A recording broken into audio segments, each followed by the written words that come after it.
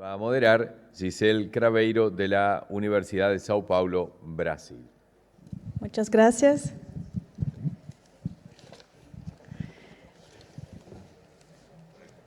Sí, perfecto. Bueno, muchas gracias a todos y todas.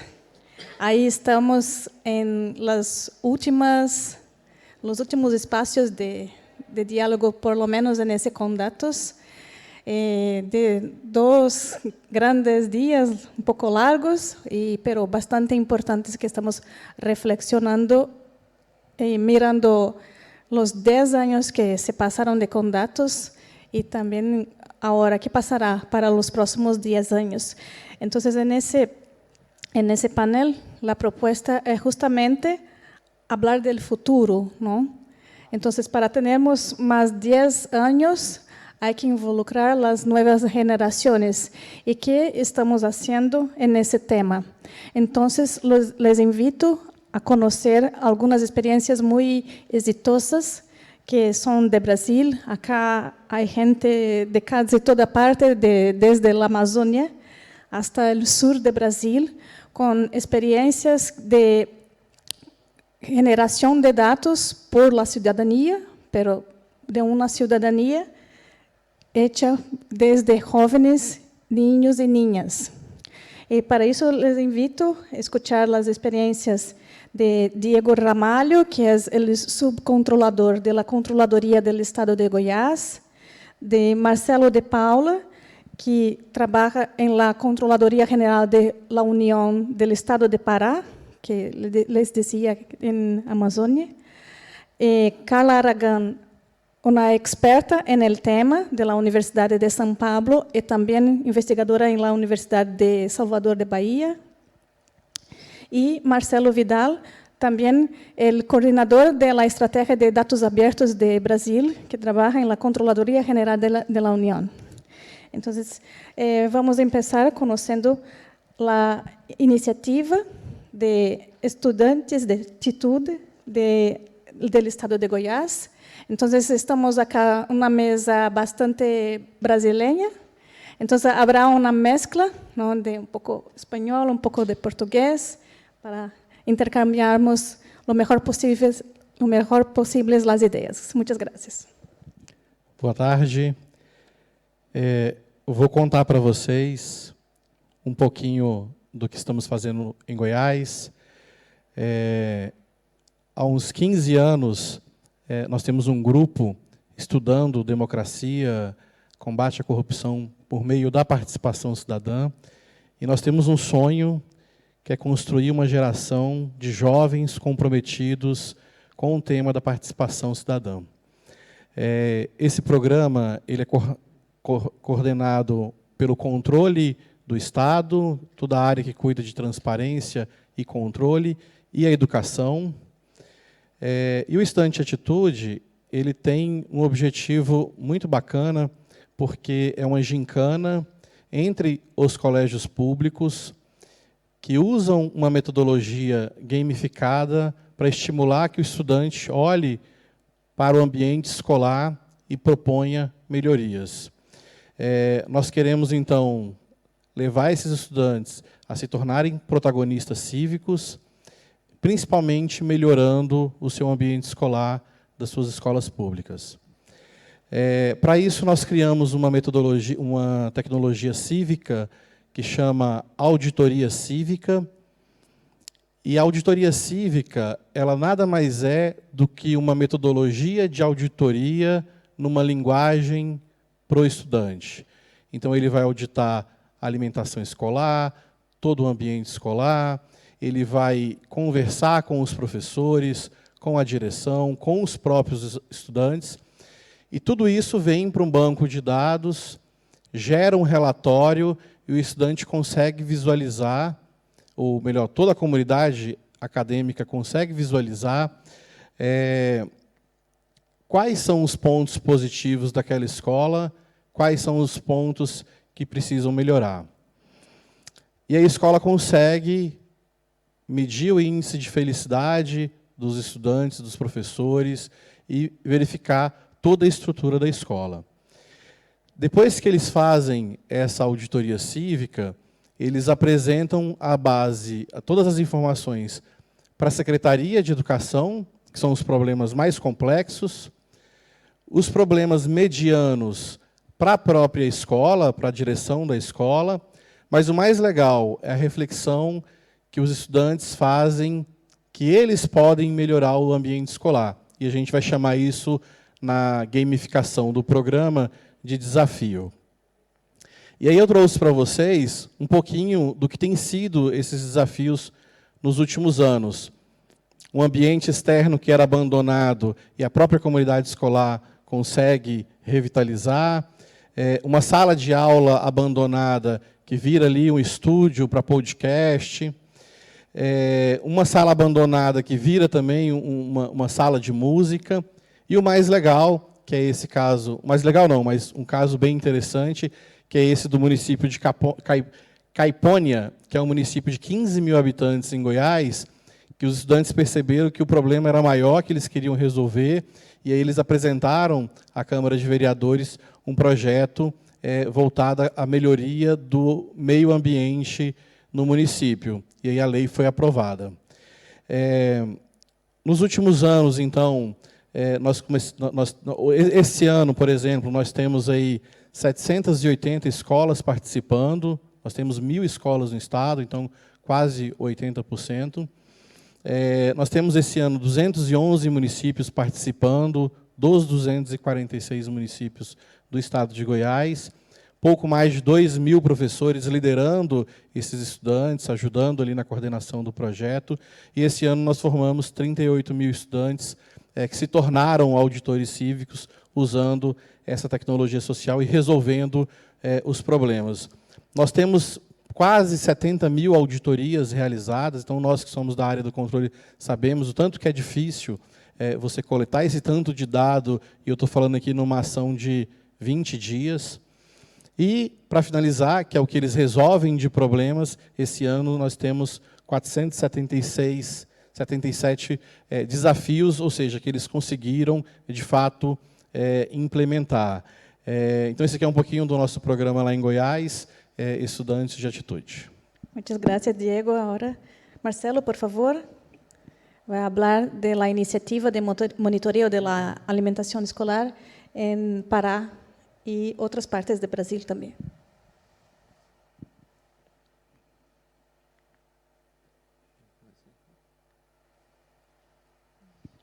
Boa tarde a todos e a todas.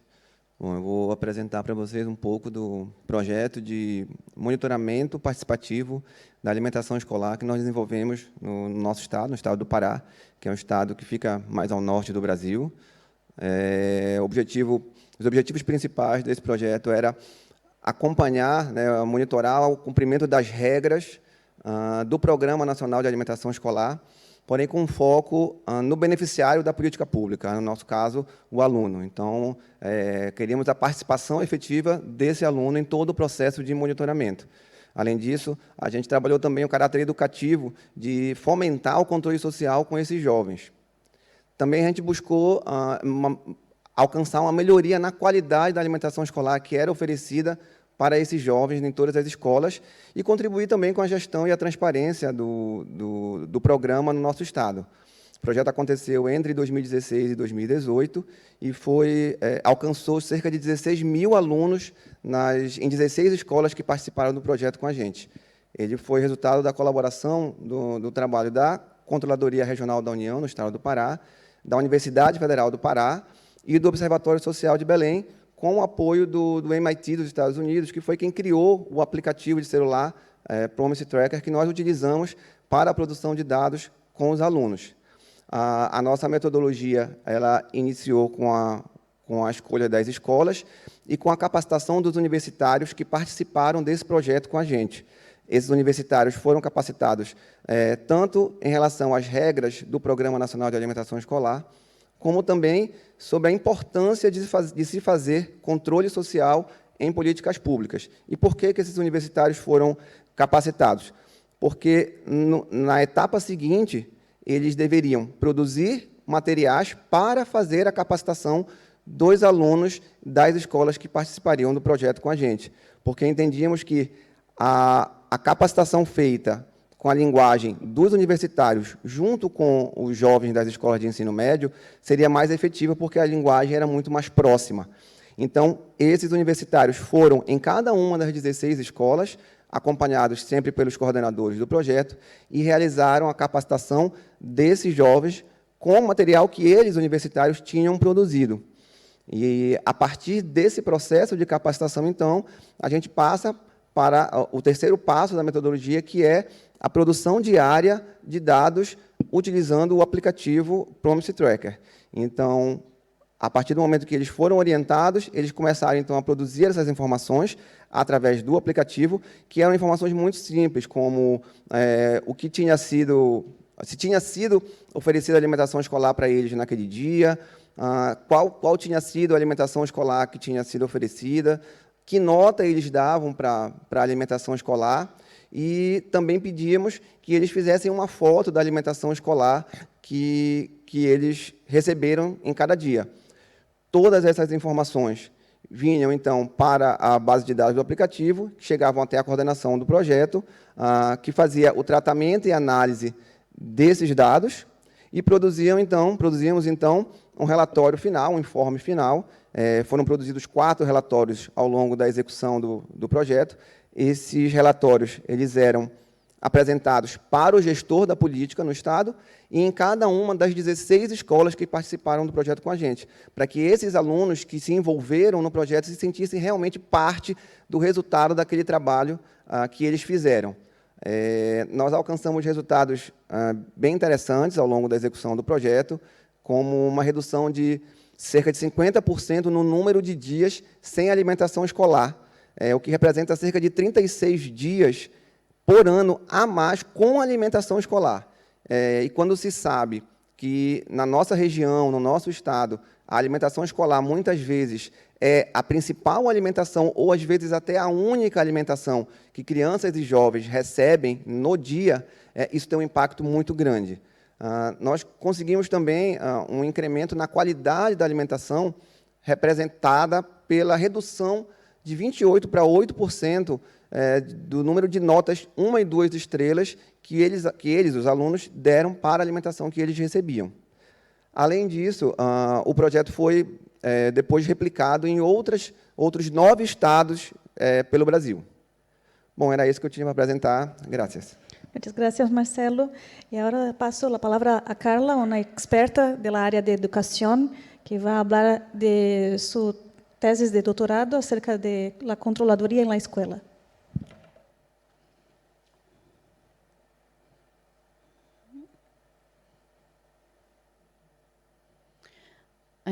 Bueno, buenas tardes. Como dijo Gisele, yo voy a hablar desde un otro lugar que es de investigadora, no como la Contraloría, pero como alguien que estudió estos casos. Y el caso que yo elegí para trabajar ahí en el grupo de investigación, de la cual Gisele está como coordinadora, fue la Contraloría en las escuelas. Este fue uno de los primeros proyectos y tiene un montón de puntos en común con los otros que presentaron los compañeros. Pero, igual que el de Pará, que presentó Marcelo, fue uno de los primeros. Se desarrolló ahí en Brasilia entre 2016 y 2018 en una cooperación entre la Contraloría de Brasilia y la Secretaría de Educación. Entonces, que ellos desarrollaron ahí una metodología llamada auditoría cívico-escolar y como ustedes pueden ver los números, llegaron a más de 120 escuelas, cerca de hicieron una formación involucrando más o menos 120 maestros y, bueno, 5.000 estudiantes fueron movilizados. Vale decir que Diego, que está acá, hizo parte del equipo que inició todo este proceso en Brasilia y de ahí los estudiantes de actitud, es como si fuera un aperfeiçoamento de este trabajo. Y bien, la otra cosa que tienen en común fue que utilizaron ahí esta tecnología cívica y todo el proceso de gamificación estaba con el app, y que era el mismo, este Promise Tracker, y que ahí ganó el nombre de monitoreando la ciudad. Y ahí está un poco el resumen de la metodología, que empieza con la adhesión de las escuelas, después los talleres de formación para los maestros, ahí están también el proceso de auditoría, que ya mencionaron los compañeros, hasta que después ellos analizan los datos. Estos datos recolectados por los alumnos son discutidos y analizados por las escuelas, ellos eligen el problema que van a meter mano y de ahí desarrollan un proyecto para solucionar el problema, involucrando toda la comunidad escolar. Y ahí las familias, puede ser ahí el puesto de salud que está cerca de la escuela, puede ser la policía, lo que sea, ellos tratan de hacer un proceso de movilización. Ahí está el armado de la metodología en términos de recolección de los datos, que empieza con la planificación, elección ahí de cómo vamos a hacer este monitoreo, después la recolección de los datos por los niños, el tercer paso está el análisis y después ahí la documentación, generación de los informes, hasta que ahí después lo arman los proyectos y los desarrollan. Pero en términos de investigación, llegamos a algunos resultados. Uno es de que estas experiencias promueven una educación cívico-política que nos parece muy importante y reconociendo ahí toda la crisis democrática, forma gente que conozca sus derechos, conozca cómo hacer el monitoreo, o sea, el control social. Nos parece buenísimo. La metodología de auditoría cívica está hoy en varios estados de Brasil. El otro punto, está un poco lejos. Y estoy sin los anteojos. Yo pensaba que no iba a necesitar. Pero acá está eso de la producción de los datos por los estudiantes y eso involucra un montón de maestros de un montón de disciplinas, desde matemática, estadística, van a trabajar con historia, historia del contexto del barrio, de la comunidad de donde ellos están. El otro punto que la presencia de la Contraloría se consideró muy favorable ahí dentro de las escuelas. Eso genera un sentimiento de confianza en el proceso, ¿no? De lo que se van a hacer con los datos, de que eso tendrá algún tipo de repercusión. Además, tiene una repercusión inmensa en los medios de comunicación. Todos los proyectos tienen ahí como varios medios, tanto los de broadcast cuanto es más independiente, hablando sobre las escuelas y esa percepción desde la gestión de las escuelas es que, nosotros éramos invisibles, ahora estamos ahí y estamos con estas pilas de estar ahí cambiando las cosas y buscando plata y dentro de este proceso de investigación fue muy común escuchar de los gestores de las escuelas que empezar a tener una relación mejor con la comunidad, con la familia y también con la Secretaría de Educación. Y por fin, yo diría que este sentimiento de mayor pertenencia que los niños desarrollan, de pertenencia a la escuela y también a su propia comunidad y esta confianza en la democracia. Es eso. Muchas gracias, Carla. Ahora invito al doctor Cláudio Fontela, que es procurador de la República y miembro de la Cámara de Medio Ambiente del Ministerio Público Federal. Ele vai falar também de um projeto em escolas com niños e niñas, pero agora o tema não é tanto a infraestrutura e a alimentação escolar, e sim falando do meio ambiente. Por favor. Buenas tardes. Eu vou falar em português mesmo, porque em que pese ter vivido minha vida toda numa cidade da fronteira, acho que meu português é mais agradável que meu portunhol. Então, eu vou falar de um projeto Biomonitorando Águas, que é um projeto da iniciativa do Ministério Público Federal, da iniciativa ambiental, que o Dr. Aras, o ex-procurador-geral, sempre teve um cuidado especial com o meio ambiente. Então, esse Biomonitorando Águas consiste num aplicativo, que a professora Gisele sabe explicar melhor que eu, né? No qual as pessoas podem, através desse aplicativo, através da sua localização, através de dados que inserem voluntariamente no aplicativo, indicar a qualidade da água de rios, córregos, lagos e lagoas. O Biomonitorando Águas, através de uma foto,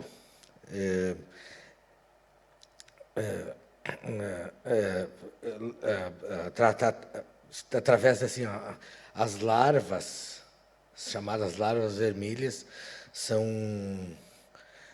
micro-organismos que habitam nos lugares onde há poluição. Então, a poluição atrai esse tipo de larva. E, com uma foto, a pessoa, a localização de onde ela está, passada pelo aplicativo, vê se aquela água daquele córrego, lagoa, rio, lago, enfim, está ou não está poluído. É um projeto também voltado, foi iniciado antes da pandemia, em escolas em São Paulo. Aí veio a pandemia, não havia possibilidade de convívio, nem de incentivo à convivência em público. Então, o projeto meio que refluiu. Mas agora, passada a pandemia, tem tudo para voltar, a reatualização do aplicativo, enfim. É um programa para inserção social no controle ambiental. Essa é a frase que eu queria deixar aqui. A inserção social, ou seja, a gente transfere não é bem a palavra, mas a gente chama todos os cidadãos para que juntos façam o controle da sanidade das águas, não só atribuindo isso ao poder público. Muitíssimas graças, Cláudio. E é importante observar que são iniciativas que estão institucionalizadas y tenemos datos generados por la ciudadanía en cooperación y la colaboración yo creo que es el gran tema y cómo hablar de eso dentro de la gran estrategia de datos abiertos de Brasil. Invito agora Marcelo Vidal a hablarnos desse tema. Bom, boa tarde a todas e a todos. A gente na CGU tem uma preocupação muito grande em viabilizar a participação social por meio do consumo de dados públicos e de dados abertos. Então, para isso, todas essas experiências que os colegas aqui apresentaram, elas são baseadas e consomem dados oficiais, assim como também elas acabam gerando novos dados. Então, a gente tem, a partir daí, estruturado uma política de dados abertos no governo federal, calçada em 4 grandes pilares. O primeiro pilar é o pilar do planejamento da abertura de dados, onde na nossa estratégia, na nossa política de dados abertos, todos os órgãos governamentais, eles são obrigados a ter um plano de abertura de dados. Esse plano de abertura de dados ele deve conter não só quais são as bases que o órgão vai abrir no determinado período, mas também todas aquelas bases que estão em poder daquele órgão. Para cada plano é necessário que o órgão diga quais são as bases que ele tem sobre a sua governança, quais são as bases que já estão abertas e quais são as bases que ele pretende abrir nos próximos 2 anos. Os nossos planos são bianuais, então, nos próximos 2 anos, quais são as bases que ele precisa abrir. Mas, para além da abertura de base, os planos também precisam prever ações de fomento ao reuso daquelas bases e também ações de qualidade nos dados que estão abertos e que serão abertos. Esse é o primeiro grande pilar da nossa política. Hoje nós temos aí em torno já de mais de 12 mil conjuntos de bases abertas e devidamente catalogadas. Nós temos para mais de 130 mil recursos de dados vinculados a essas bases de dados, e isso faz com que esse pilar de planejamento da abertura de dados nos dê um horizonte de como é que, para onde está andando a abertura de dados no Poder Executivo Federal brasileiro. O segundo pilar, que é o pilar da oferta dos recursos, é um pilar onde a gente procura mostrar para o cidadão e ofertar para o cidadão dados de qualidade, dados com metadados completos de qualidade, com uma catalogação única. Nós estamos desenvolvendo, junto com o Ministério da Gestão e Inovação no Brasil, um catálogo único de dados para todos os órgãos do Poder Executivo Federal, não só para dados que serão abertos, mas para todos os dados que estão sob gestão dos órgãos, até porque a gente entende que avançar com a política de dados abertos, primeiro eu preciso avançar com a governança de dados do modo geral. A gente precisa ter esse olhar de governança de dados, a gente precisa fazer com que as organizações entendam que dados é um ativo importante, que a gente precisa cuidar dos dados tão bem como a gente cuida de qualquer outro ativo nosso. O nosso terceiro pilar é o pilar da catalogação de dados. A gente tem um portal único onde todas as organizações devem catalogar os dados que estão abertos.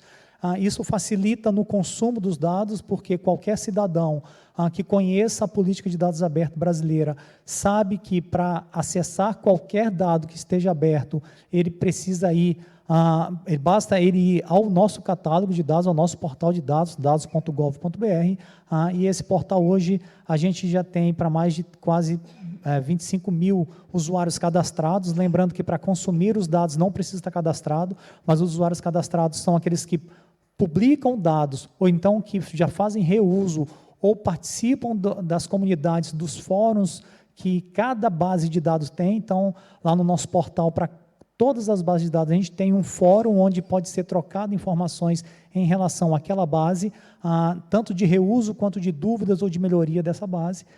E o quarto pilar, que é o pilar que atualmente nós estamos com um foco muito forte de atuação, que é o pilar do reuso.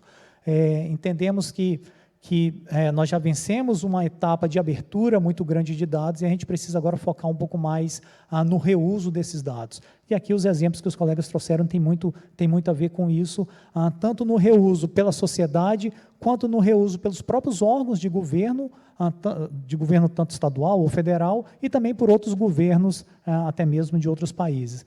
Mas também um foco muito grande na colaboração com dados. Hoje a gente desenvolve um trabalho muito grande de identificar possibilidades de uso de dados já abertos ou dados que a sociedade ou que determinada organização ou grupo de organizações entende como importante que ele seja aberto, onde a gente busca o que a gente está chamando de publicar com propósito. É a gente abrir dados para que eles possam efetivamente ser utilizados e gerarem valor à nossa política pública, ao serviço público que é entregue pelo governo brasileiro. Essa publicação com propósito, ela desemboca numa colaboração governo e sociedade, e, claro, com uma preocupação muito grande em respeitar os direitos digitais e, por fim, avançar em esforços locais. O que eu estou chamando aqui de esforços locais? A gente sabe que a política pública ela acontece mesmo lá na comunidade.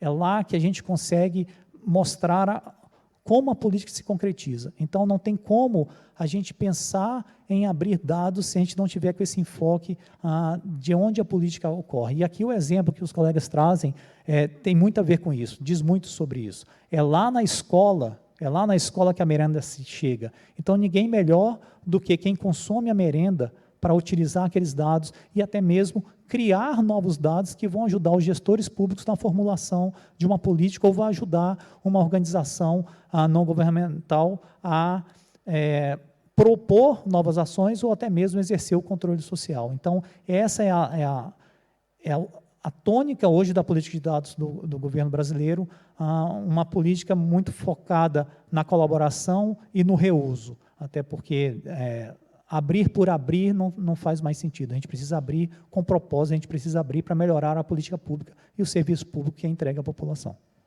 Me alegro que isso esteja em la agenda e justamente em um momento que vivemos uma crise em la democracia, não? Creo que Carla falou uma palavra fundamental que é uma crise de confiança.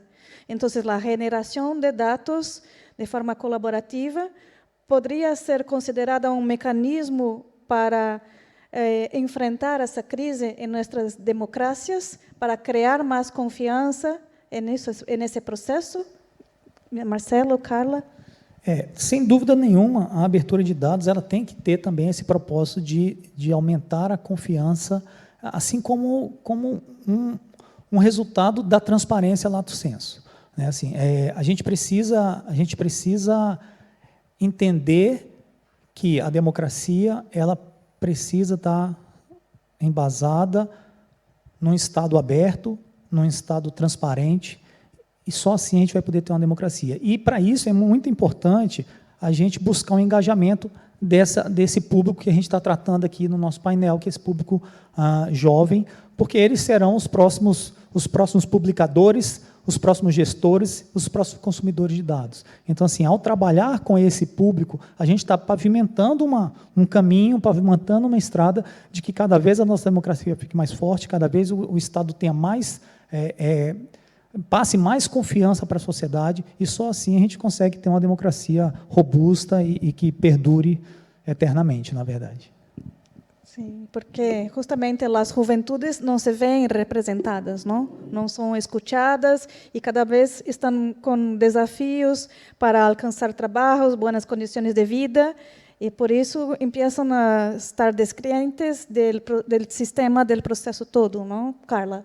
Claro, en las últimas encuestas lo que vemos es que los jóvenes no creen en la democracia y eso está mal, porque si ahora ya estamos así, imagínate si en lo futuro tenemos gente que no confía. Entonces, este tipo de experiencia donde la Contraloría, por ejemplo, está dentro de la escuela, es un proceso de materialización del experimento democrático en contexto escolar.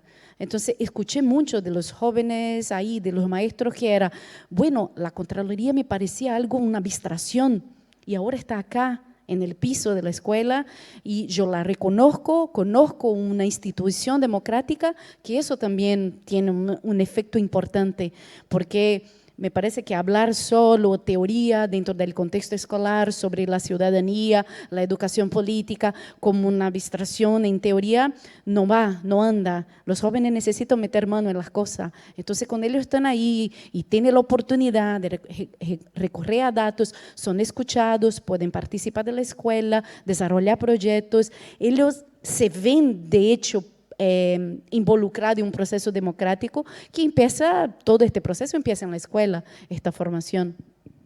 Muchísimas gracias.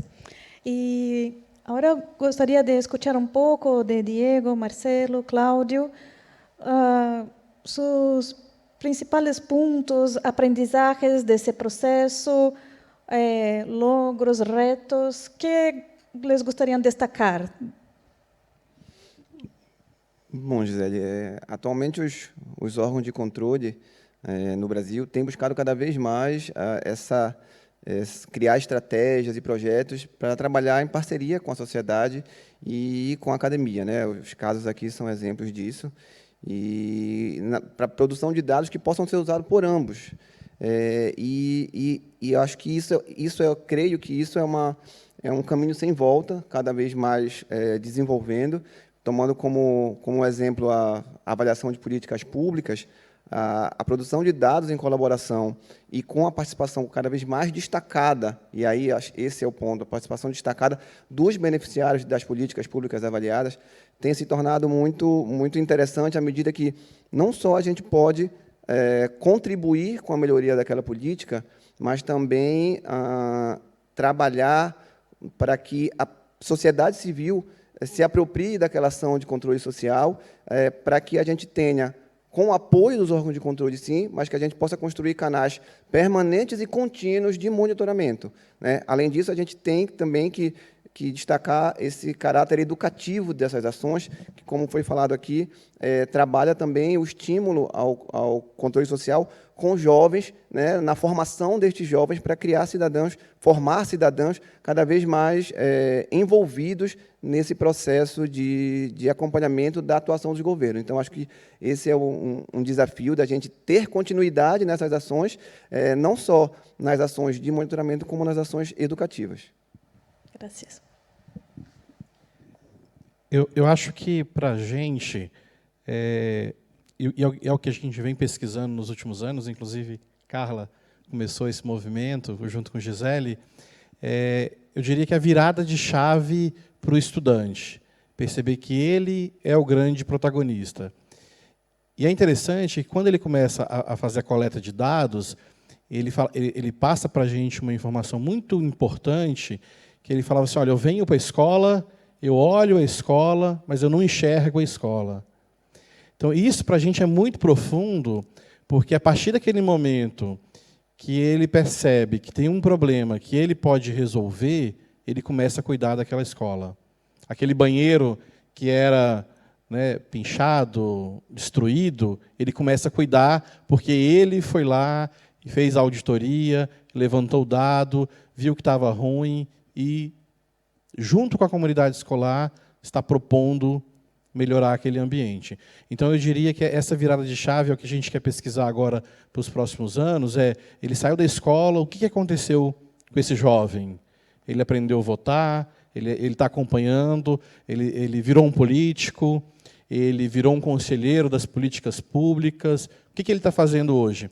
E é muito legal, porque essa semana nós temos uma comunidade no Brasil chamada Fiquem Sabendo, né? É uma ONG que está crescendo bastante nos últimos anos, e aí um depoimento de um jovem colocou lá, e eu falei, olha, esse jovem aqui participou do nosso programa. Perguntei, e, de fato, né, ele tinha participado. Então, para a gente, isso é muito importante, fortalecer a democracia por meio dessa conscientização que é do ambiente escolar para a rua. Eu queria acentuar, seguindo as palavras do colega, que é muito importante essa cogestão. Então, não se entrega unicamente ao poder público a gestão ou a diretriz e passa para quem recebe o produto final também a corresponsabilidade de opinar, de intervir, enfim, de incentivar, de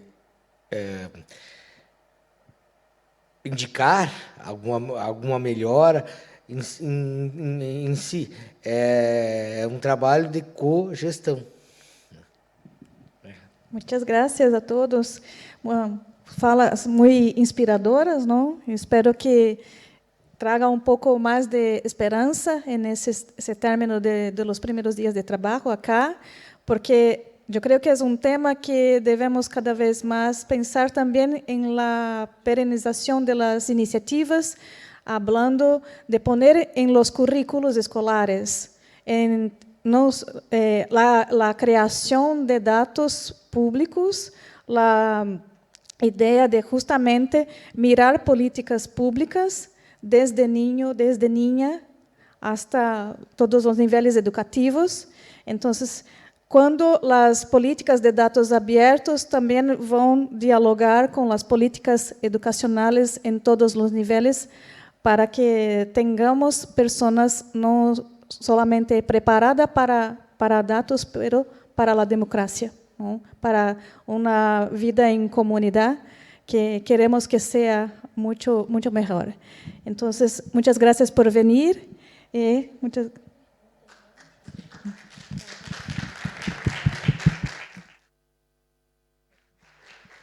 Já cerrado, né? Uma pergunta? Sim, temos tempo para uma pergunta. Cavalheiro? Outra mais acá?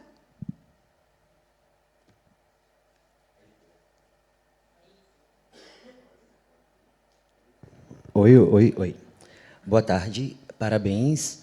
A minha pergunta vai mais para quem estava fazendo o monitoramento nas escolas, através de aplicativos, porque as TICs domicílio revelam que, principalmente as classes C, D e E, a juventude não possui um celular, na maioria das vezes uma residência compartilha o uso do celular, e na maioria das vezes, somado a isso, a gente também tem uma população que não possui um plano de dados móveis perene. Então, são pessoas que vão depender de conexão quando estão em seus domicílios e quando têm. Então, pensando nas escolas públicas de mais baixa renda, ou das que são ou atendem pessoas, crianças, né, de periferia, como foi essa experiência de fazer com que os estudantes de baixa renda, que às vezes não possuem um dispositivo ou um plano de dados móveis que possibilite o monitoramento, como que isso funcionou, como que foi solucionado, ou se isso continua sendo um desafio a ser pensado para esse tipo de monitoramento que tem sido realizado? Obrigado. Então, foi um desafio, com certeza, principalmente na nossa região, né, na região norte, mas a nossa estratégia foi ir em cada uma das escolas e conversar com todos os diretores de escola, mostrando a importância do projeto, ou seja, buscar realmente essa parceria com o gestor da política pública, porque tudo aquilo estava em benefício também da melhoria da política pública. Então, o que a gente fez? Os alunos que tinham celular, os alunos mesmo que se uniam em torno daqueles que possuíam celular para fazer aquele trabalho diariamente, e quando não tinham acesso à internet, a gente conversou com a direção para que a direção da escola franqueasse o acesso à rede da escola para aqueles alunos que estavam fazendo o acompanhamento. E assim funcionou nas 16 escolas que nós trabalhamos. O nosso é um pouco parecido, porque a metodologia ela faz a coleta de dados uma única vez por período. Então, foi muito parecido. Agora, o mais importante era ter a metodologia de forma até analógica. Então, a escola podia optar pela parte analógica ou a parte digital.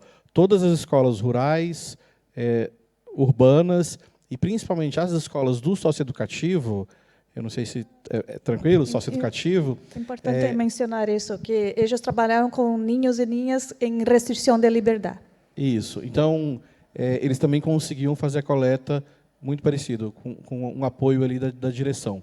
Então, não é algo que é um pouco diferente do que a CGU faz, que é a coleta toda hora, né? A nossa é a coleta de dado uma única vez por período de mensuração para a geração do relatório. Então, foi relativamente tranquilo, todo mundo usou a ferramenta. Havia uma pergunta mais?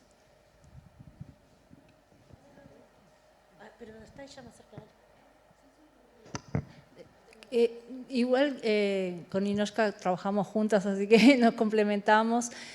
No, a mí me interesaba, pensando en la posibilidad de replicar esto, por ejemplo, en nuestro país, cómo había sido el involucramiento de las autoridades o del sector educativo, ¿no? Porque ese es un desafío que podemos llegar a tener, por ejemplo, y bueno, si podían compartirnos también alguna, en base a los aprendizajes que han tenido, alguna recomendación de aquello que de repente, bueno, siempre contamos las historias de éxito, pero qué cosas no deberíamos qué error no deberíamos de tratar de cometer, si nos pueden también compartir alguna recomendación en ese sentido. Gracias. Nino, ¿vos querés?